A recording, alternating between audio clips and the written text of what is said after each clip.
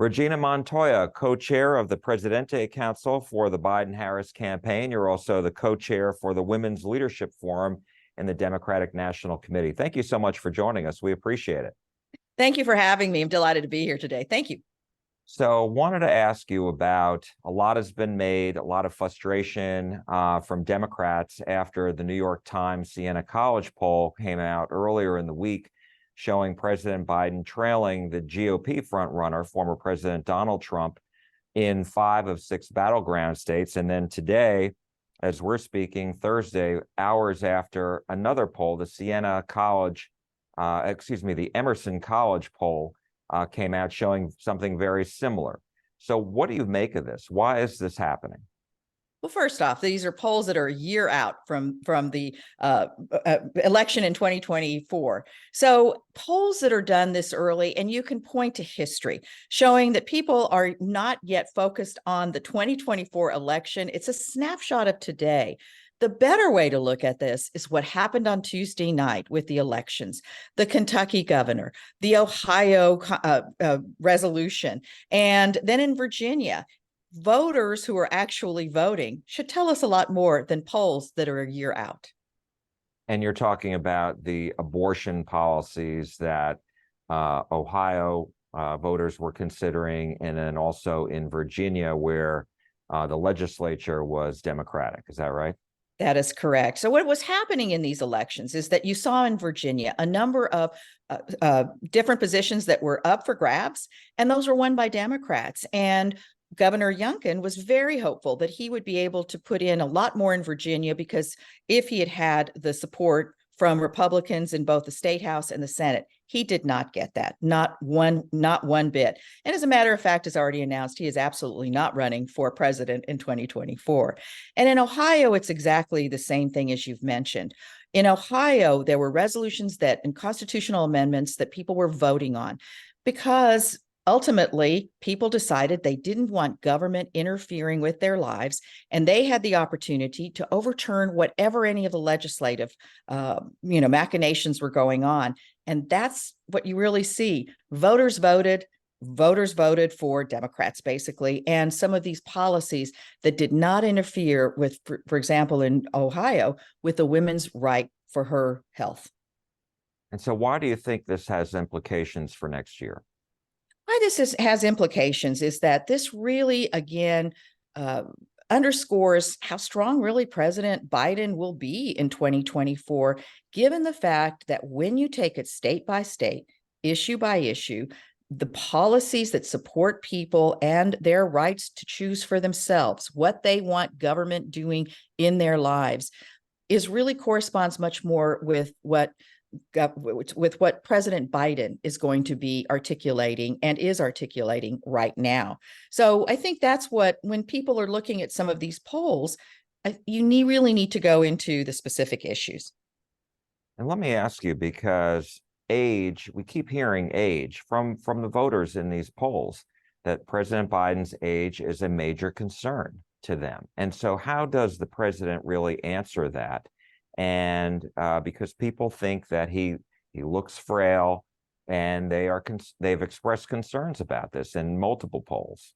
So this is a president that went to Israel with absolutely very little advance notice, took the flight, was there in Israel the next day after issues were going on that he needed to visit with, and was able to visit with President Netanyahu.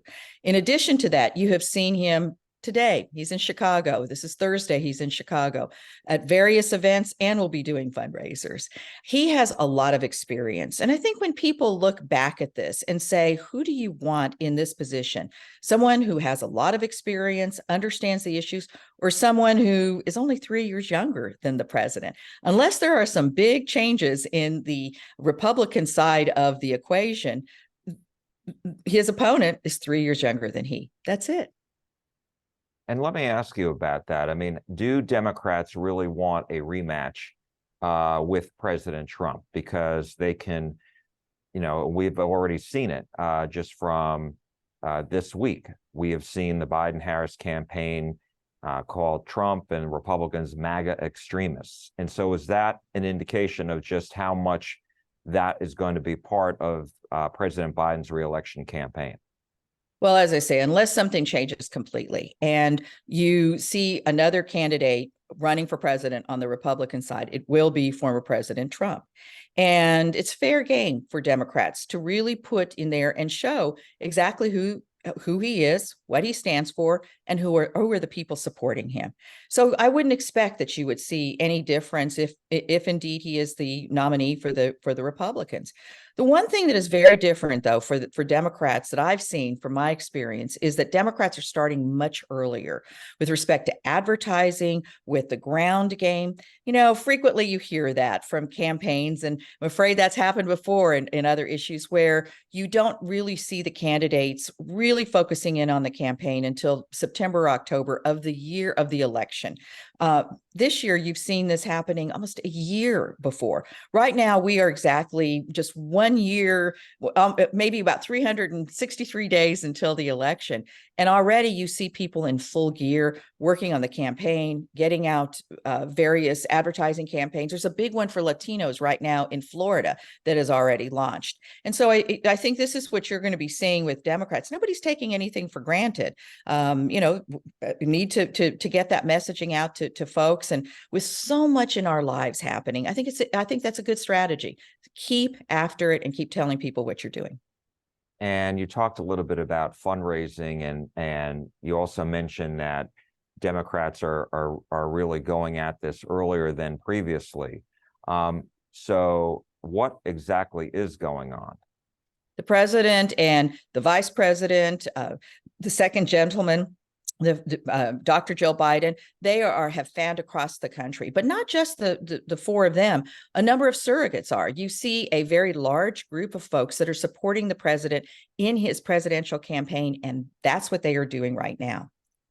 And I wanted to ask you, because we have seen, a couple things take place. Mm-hmm. We've seen David Axelrod, former President Obama's guru, come out and say he thinks, the president should not run for reelection. We've seen Minnesota Congressman Phillips come out and enter the race. And so I'm wondering, given that, is there some urgency here? Does the White House know it has some work ahead of it?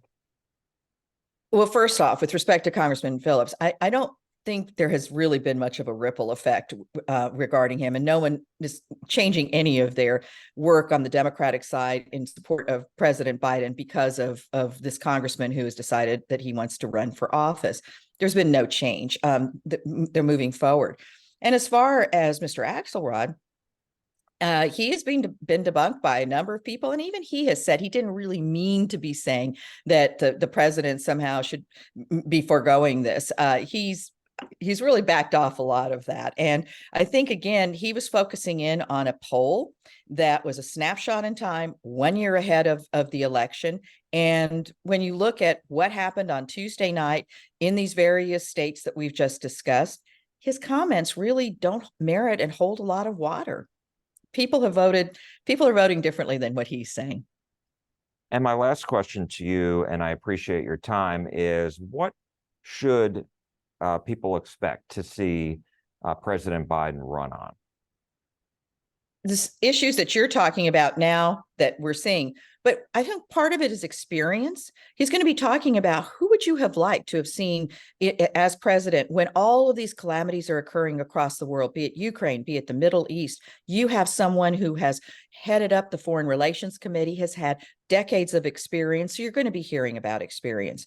You're also going to be hearing about that a person from Scranton who understands the issues of the everyday American, who understands how important it is to be able to provide through work as he did with unions, who recognizes how important it is to ensure that people are able to have good jobs, good paying jobs. He's focusing in on the everyday American because that's really who he is. That's where he comes from. And as far as inflation is concerned, people are very unhappy with prices at the grocery store. Mortgage rates are now at over 8% for a 30-year mortgage. And just the cost of seemingly everything has gone up. So how does the president really respond to that and answer for that. It's a cycle. And we all recognize that sometimes there's an ebb and flow. But for example, gas prices, he immediately started working on those. And we may still not like them as where they are, but they're actually a lot lower than where they have been. Not much different than they were even 2 years ago. So it is that ebb and flow. What he does want to recognize, though, is that he understands what people are going through, and he'll be able to work and figure out ways with his administration on how he can deal with that. Think about the other side of the coin, who couldn't even come up with the Speaker of the House for 3 weeks. Do you really want to be putting your lives in the hands of folks that can't even elect a leader? I think people, when they see that, they're going to recognize they want to go someone who has a proven track record. And at the end of the day, we have seen a lot more jobs created. We have seen many advantages to the working person that we see there, and we just need more of that. And I think he's there for that. Regina Montoya, co-chair of the Presidente Council for the Biden-Harris campaign. Thank you so much for joining us. We really appreciate it. Thank you, Jack. Appreciate it.